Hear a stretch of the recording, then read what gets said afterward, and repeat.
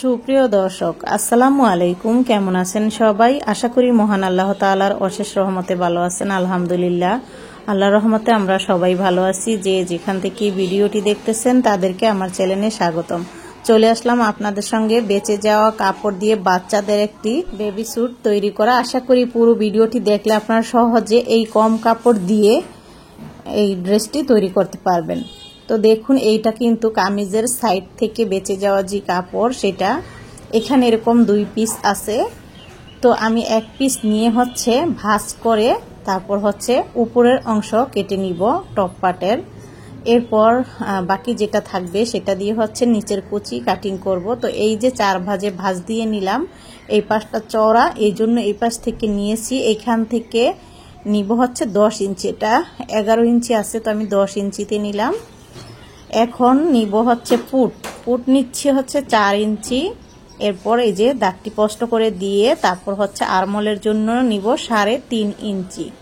এই যে এদিকে 3.5 ইঞ্চি এইভাবে নামতি নিয়ে তারপর এইভাবে একটি মার্ক করে দিলাম, কারণ এখানে বডির ফিটিংসের মাপ হবে যার যেরকম মাপ আসে 4 ভাঁজের হিসাব করে মাপটিকে বের করে নেবেন। আমি এখানে 6 ইঞ্চি নিয়ে আরো 1 ইঞ্চি এক্সট্রা নিয়েছি। তারপর এখান থেকে 7 ইঞ্চি বরাবর প্যাডের যে মাপটা সেটা নিচ্ছি। এখানে নিব 5.5 ইঞ্চি। তারপর আবারও নিলাম হাফ ইঞ্চি বাড়িয়ে, এখন নিচ্ছি 7 ইঞ্চি। নিচের অংশে 7 ইঞ্চি নিয়ে এই যে এইভাবে করে দাগটি মিলিয়ে নিচ্ছি। এখন এইখান থেকে এইভাবে রাউন্ড দিয়ে কেটে নিব। তো দেখুন, এই যে গলার যে চওড়া সেটা নিতে হবে 1.5 ইঞ্চি। 1.5 ইঞ্চি বা 2-1 সুতা বেশি নিতে হবে, কম নিলে হবে না। তো যাই হোক, এখন এইভাবে নিচ্ছি 3 ইঞ্চি, এটা সামনের গলা, আর পেছনের গলাটা নিচ্ছি 1.5 ইঞ্চি। এইভাবে করে নিয়ে তারপর গোল গোল করে রাউন্ড দিয়ে দিলাম। এই হয়ে গেল গলার মাপ নেওয়া। আশা করছি আপনারা বুঝতে পারছেন। না বুঝলে রিপিট করে দেখবেন, ইনশাল্লাহ আপনারা বুঝে যাবেন। একবার দেখলে আপনারা বুঝবেন না। আপনারা এক জায়গার যে মাপটা নেওয়া হয়েছে সেটা আপনারা বারবার রিপিট করবেন। একবার জায়গায় 3 বার দেখবেন, ইনশাল্লাহ আপনারা বুঝে যাবেন যে কোথায় কতটুকু নিল। তো এই যে এখন আমি একটি পার্ট সরিয়ে নিয়ে এখন সামনের যে গলার নামটিটা বেশি নিয়েছি, মানে 3 ইঞ্চি নিয়েছি, সেইখানে আমি কেটে নিচ্ছি। এই যে এরকম ভাবে এখন সামনের অংশ একটু বেশি করে কেটে নিলাম। তারপর আবারও আমি সমান করে রেখে এই যে নিচের যে রাউন্ডটি সেটি কেটে দিচ্ছি। এইভাবে করে এই যে এখানে একটু রাউন্ড করে কেটে দিলাম, ঠিক আছে। তারপর নিচের যে কুচি সেটা আমি কেটে নিব। তো এই যে এখানে যে কাপড়টা আছে এটা কিন্তু 4 ভাঁজে ভাঁজ দিয়ে আমি ছোট করে নিয়েছি। এখন এই কুচির লাম্বার মাপটি নিচ্ছে 7 ইঞ্চি। 8 ইঞ্চি নিলেও হবে, তো 8 ইঞ্চি নিচ্ছি, যেহেতু আমার কাপড় বেশি আছে এই জন্য আমি 8 ইঞ্চিতে নিচ্ছি। চাইলে কিন্তু 9 ইঞ্চিও নিতে পারতাম। যাই হোক, 8 ইঞ্চি নিলেই হবে। এরকম চওড়া কুচি দিয়ে এই ড্রেসটি কিন্তু বানালে অনেক ভালো হয়, দেখতেও ভালো লাগে। আর এই যে এখানে একটু আমি সমান করে কেটে নিলাম। তারপর যে কাপড়টুকু থাকবে এই যে এই পাশের, সেই কাপড়টুকে আমি সমান করে কেটে নিয়ে 2 পাশে, এটা তো সামনের এবং পিছনের পাটের কুচি হবে, তো এই জন্য আমি এই কাপড়টুকু বাড়িয়ে কুচির অংশে দিলে কুচির পরিমাণটা একটু বেশি হবে। আর যদি আপনারা পাতলা কুচি দিতে চান তাহলে আর দরকার নেই। তো এই যে আমি এখন কেটে নিলাম। তারপর এরকম কুচি হবে। আশা করছি আপনারা বুঝে গেছেন। আর লাম্বার অংশটা যার যেরকম লাগে সেই আন্দাজ মতো আপনারা লাম্বাটা নিয়ে নেবেন। আমি নিয়েছি 17 ইঞ্চি। তো যাই হোক, আপনারা মাপটি দেখলেই বুঝতে পারবেন। তারপর এই যে এখানে আমি যে কাপড়টা ছিল সেটা ছিঁড়া ছিল 2 জায়গায়, তো আমি সেটাকে কেটে সমান করে তারপর একটুখানি কাপড় জোড়া লাগিয়ে বাড়িয়ে নিয়েছি। এটা দিয়ে হবে আফগানি পায়জামা। আমি কোমর নিলাম 7 ইঞ্চি, আরো 1 ইঞ্চি এক্সট্রা নিয়ে হাই নিচ্ছি। উপর থেকে এই যে নিচের দিকে হাই নিচ্ছি 8 ইঞ্চি। এখন আমি এই দাগটিকে মিলিয়ে হাইয়ের রাউন্ডটি দিয়ে দিব এই যে এরকম ভাবে।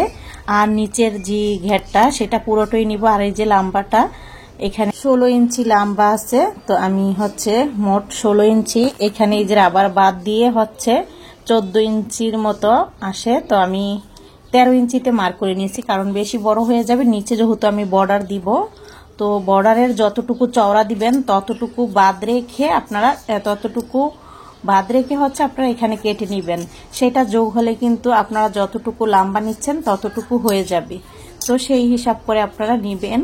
তো আমি এখানে হচ্ছে এই যে আলাদা করে আপনাদের দেখাচ্ছি, এরকম হবে। আর নিচে তো বর্ডার হবেই, চওড়া বর্ডার। তো সেলাই করার সময় আপনাদের ভালো করে আমি দেখিয়ে দিব যে কিরকমটা হবে। তো এই যে কাপড়টা, এই কাপড়টা দিয়ে আমি এখানে বর্ডারের জন্য কেটে নিব। তো এই কাপড়টিকে আমি ডাবল করে নিয়ে এরপর আবার ডাবল করে দিয়ে দিলাম। এভাবে 4 ভাঁজ দেওয়া আছে।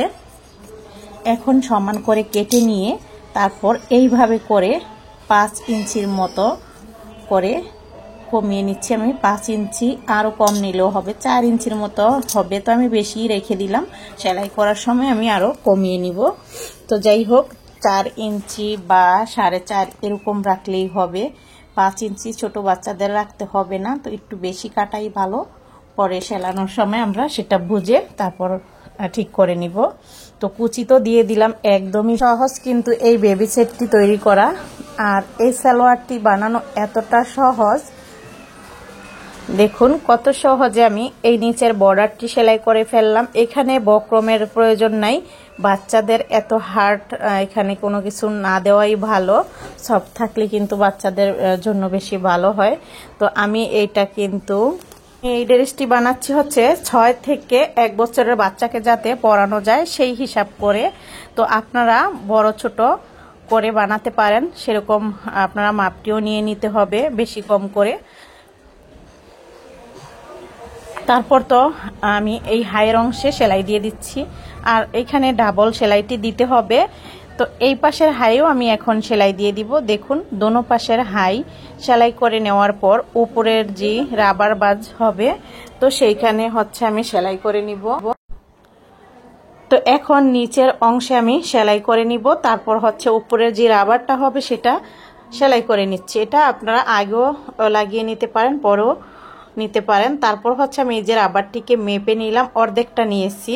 তারপর হচ্ছে এভাবে আটকে নিয়ে এখন এই কাপড়ের মাঝখানে রেখে সেলাইটি দিয়ে দিচ্ছি। তো এইভাবে করে কিন্তু আমি এই পায়জামাটি সেলাই করে ফেললাম। তো কতটা সহজ, বাচ্চাদের আফগানি পায়জামা এই ড্রেসের সাথে কিন্তু অনেক ভালো লাগে। তো আপনারা ছোট বাচ্চাদের এরকম সুন্দর স্টাইলিশ আফগানি পায়জামা বা সারারা পায়জামা তৈরি করে দিলে দেখতে কিন্তু অনেক ভালো লাগে, পরালেও কিন্তু অনেক ভালো লাগে দেখতে। তো যাই হোক এই যে দেখুন হয়ে গেল। এখন উপরের যে টপস সেটা আমি সেলাই করে নিব। তো শুরুতে আমি কুচির যে কাপড় সেই কাপড়টুকু মাঝখানে কেটে আলাদা করে তারপর হচ্ছে এই যে জোড়ার যে আছে সেখানে আমি জয়েন দিয়ে তারপর হচ্ছে সেলাই করে নিচ্ছি। কুচির কাপড়টি প্রথমে এভাবে রেডি করে নিয়ে এরপর হচ্ছে আমি এই কুচির কাপড়টি উপরের অংশে সেলাই করে আটকিয়ে নিতে হবে। এক পাশ তো সেলাই করে নিয়েছি চিকন করে, আরেক পাশ হচ্ছে আমি এরকমভাবে কুচি দিয়ে দিলাম। এখন আরও এক পার্ট নিলাম, মানে পেছনের এবং সামনের পার্ট দুটোটার কুচি দেওয়া হয়ে গেল। এখন আমি এই যে একটি পার্ট নিলাম, তো এটা হচ্ছে সামনের যে পার্ট সেটা নিলাম, নিয়ে হচ্ছে এখন এইভাবে ধরে এই কুচির অংশটি এই নিচের ঘেরের সাথে এইভাবে ধরে সেলাই করে লাগিয়ে নিতে হবে। তো হয়ে গেল কুচি লাগানো। আশা করছি আপনারা বুঝে গেছেন। এখানে চাইলে এরকম একটি চাপ সেলাই দিতেও পারেন, আবার নাও দিতে পারেন। তো আমি দিয়ে দিলাম, ঠিক আছে। তো আশা করছি আপনারা বুঝে গেছেন কিভাবে এই কুচির কাপড়টি জয়েন করবেন। এখন আমি আবারও পেছনের পাটের কুচির কাপড়টিকে জয়েন করে নিচ্ছি। এখানে আমি পেছনে চেন দিব। চেনটি চাইলে আপনারা উপরের অংশে কুচির কাপড়টুকু বাদে যে অংশটুকু আছে উপরের সেখানে আগে চেনটি লাগিয়ে নিয়েও এখানে এই জয়েনটা করতে পারেন। তবে আমি এখানে চেনটি পরেই লাগাচ্ছি। এরকমভাবে একই নিয়মে কুচির কাপড়টিকে লাগিয়ে নিয়ে তারপর চেন জি দিব, এই জন্য মাঝখানে কেটে নিয়ে এখন চেনটি এইভাবে রেখে সেলাই দিয়ে দিচ্ছি। আমি এখানে আনম্যাচিং চেন দিচ্ছি, আপনারা ম্যাচিং চেন এখানে দিতে পারেন, তাহলে দেখতে একটু বেশি ভালো লাগে। তো তো যদি না থাকে তাহলে আর কি করার, এভাবে দিয়ে দিবেন। তো এই যে আমি কাপড়টিকে কিন্তু ভাঁজ দিয়ে তারপর হচ্ছে সেলাই দিচ্ছি। আর এখানে অবশ্যই ব্যাগি স্টিক দিতে হবে। তারপর আবারও ভাঁজ দিয়ে এই পাশটা এরকমভাবে ভাঁজ দিয়ে বসিয়ে তারপর হচ্ছে সেলাই দিয়ে নিতে হবে, তাহলে কিন্তু হয়ে গেল চেন লাগানো। তো এই যে আশা করছি আপনারা বুঝে গেছেন। এখন হচ্ছে বাড়তি যে সুতা আর কাপড় আছে সেটা কেটে নিয়ে এখন আমি চেনটাকে একটু খুলে নিয়েছি। খুলে নিয়ে এই যে সামনের পার্ট এখন নিয়ে এভাবে শোল্ডারের যে সেলাইটি সেটি দিয়ে নিচ্ছি। তো এখানে আপনারা ডাবল সেলাই অবশ্যই দিবেন। আর এই যে শোল্ডারে এখানে আমি পাইপিং করব, এই জন্য চিকন করে কাপড় কেটে নিয়ে তেসরা করে এই কাপড়টিকে জয়েন করে নিচ্ছি। জয়েন করে হচ্ছে পাইপিংটি সেলাই করে নিব। তো দেখুন এই যে এখানে কাপড়টিকে একটু ভাঁজ করে দৌড়লাম, তারপর হচ্ছে একটা পাশ সেলাই দিব, টাক দিয়ে নিলাম যাতে ছুটে না যায়। তারপর এই যে এক পাশ থেকে এইভাবে সেলাই করছি। এই পাইপিংটি আপনারা চাইলে কাপড়টিকে ডাবল করে ধরেও করতে পারেন। আমি সিঙ্গেল ভাবেই কিন্তু পাইপিংয়ের কাপড়টি সেলাই করে নিয়ে এখন আবারও কেটে নিয়ে ডাবল করে ধরলাম এখানটায়। তারপর হচ্ছে ছোট ছোট কাট বসিয়ে দিচ্ছি। এইভাবে ছোট ছোট কাট বসিয়ে দিয়ে তারপর হচ্ছে আমি একটি চিকন ভাঁজ দিয়ে নিব। তো দেখুন এই যে একবার ভাঁজ দিলাম, আরও একবার ভাঁজ দিলাম, তারপর হচ্ছে এভাবে ধরে এরকম ভাঁজ দিয়ে হচ্ছে গোল করে এই পাইপিংটি সেলাই করে আটকিয়ে নিতে হবে। তো দেখুন আমি এরকমভাবে চিকন একটি পাইপিং কিন্তু সেলাই করে নিচ্ছি। তবে এখানে আপনারা চাইলে অন্য কোনো কালার ইউজ করতে পারেন। আমি এখানে একই রকমের কাপড় দিয়ে এই পাইপিংটি করে নিচ্ছি। অন্য রকমের পাইপিং দিয়ে করলে একটু বেশি ফুটে থাকে, দেখতে সুন্দর হয়। তো যাই হোক এই যে হয়ে গেল আমার গলা শিলানো। তারপর যে হাতার অংশ, তো সেখানে কাপড়টিকে এইভাবে মুড়িয়ে সেলাই দিলেই হবে। পাইপিং চাইলে করতে পারেন, আর নয়তো আপনারা এইভাবে সেলাই দিলেও কিন্তু সুন্দর হবে। তো দেখুন আমি সেলাই দিয়ে নিচ্ছি, আবারও কাপড়টিকে এইভাবে ভাঁজ দিয়ে তারপর হচ্ছে সেলাইটি দিয়ে নিচ্ছি। দেখলেন তো কত সহজে উপরের টপ পার্টটাও কিন্তু সেলানো যায়।